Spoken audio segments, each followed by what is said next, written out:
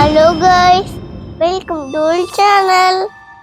Hi friends, இந்த ரமலானுக்கு எண்ணெய் அதிகமாக சேர்க்காம ஹெல்த்தியான ஒரு இஃப்தார் ரெசிபி பார்க்கலாமா? பட் அதுக்கு முன்னாடி நம்ம சேனலை சப்ஸ்கிரைப் பண்ணிக்கோங்க. இதுக்காக நான் 1/2 கிலோ போன்லெஸ் மட்டன் எடுத்திருக்கேன். இதை அப்படியே ஒரு மிக்சி ஜார்ல இல்லைன்னா சாப்பர்ல போட்டு கொத்துக்கறி மாதிரி அரைச்சி எடுத்துக்கோங்க. இல்லைன்னா கடையில கூட கொத்துக்கறி கிடைக்குது, அதை வாங்கிக்கோங்க. ஒரு பேன்ல 4 டேபிள் ஸ்பூன் ஆயில் விட்டு 1 டீஸ்பூன் அளவுக்கு கரம் மசாலா, 3 பெரிய வெங்காயம் சாப் பண்ணதும் சேர்த்து லைட்டா வதக்கி விட்டுக்கோங்க.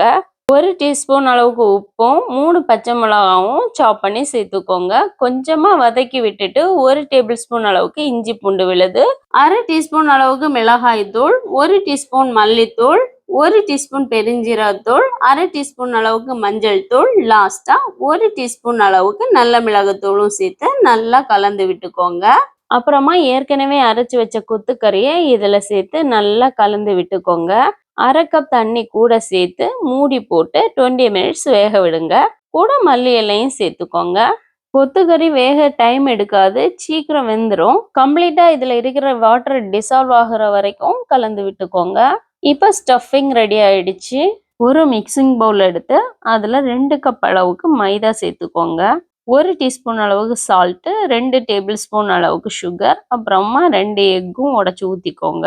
சின்ன வெங்காயம் 5 to 7 சேர்த்துக்கோங்க. அப்புறமா தேங்காய் பால் 1 கப்பு சேர்த்துட்டு 1 டீஸ்பூன் அளவுக்கு சோம்பும் சேர்த்துட்டு மிக்ஸ் பண்ணி விட்டு கூட 1 கப் அளவுக்கு தேங்காய் பாலும் சேர்த்துக்கோங்க.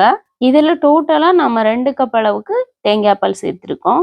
எல்லாம் சேர்த்து ஒரு மிக்சி ஜாரில் போட்டுட்டு 1/2 டீஸ்பூன் அளவுக்கு மஞ்சத்தூளும் சேர்த்து நல்லா ஸ்மூத்தாக அரைச்சி எடுத்துக்கோங்க. இதை ஒரு ஃபில்டர் பண்ணி எடுத்துக்கோங்க. இது கொஞ்சம் தண்ணியாக இந்த மாதிரி கன்சிஸ்டன்சியில் இருக்கணும். இதுதான் ஜாலர் வச்சு. இது இல்லைன்னா பைப்பிங் பேக்கில் ஹோல் போட்டு கூட நம்ம பண்ண முடியும். ஒரு தோசை தவால லைட்டாக கீ சேர்த்து நல்லா ஸ்ப்ரெட் பண்ணி விட்டுக்கோங்க.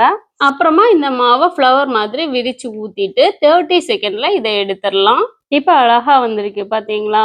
இது மாதிரி எல்லா தோசையும் சுட்டு எடுத்துட்டு இதுல இருந்து 3 தோசையை எடுத்து ஒன்று மேலே ஒன்றா வச்சுட்டு இந்த ஸ்டஃபிங்கில் 2 ஸ்பூன் அளவுக்கு இதில் சேர்த்துக்கலாம்.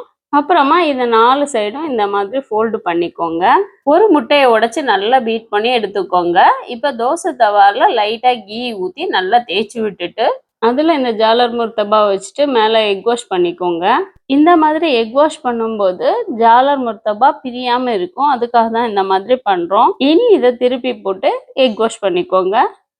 திரும்பவும் அதை திருப்பி போட்டு வெந்ததும் எடுத்துக்கோங்க. இப்போ ஆயில் அதிகம் சேர்க்காத ஹெல்த்தியான ஜாலர் முர்த்தபா ரெடி ஆயிடுச்சு. இந்த அளவுக்கு 10 to 12 ஜாலர் முர்த்தபா கிடைக்கும். இது 6 பேருக்கான அளவு. செய்து பார்த்துட்டு எப்படி வந்ததுன்னு ஃபீட்பேக் சொல்லுங்க. அஸ்ஸலாமு அலைக்கும், பாய்.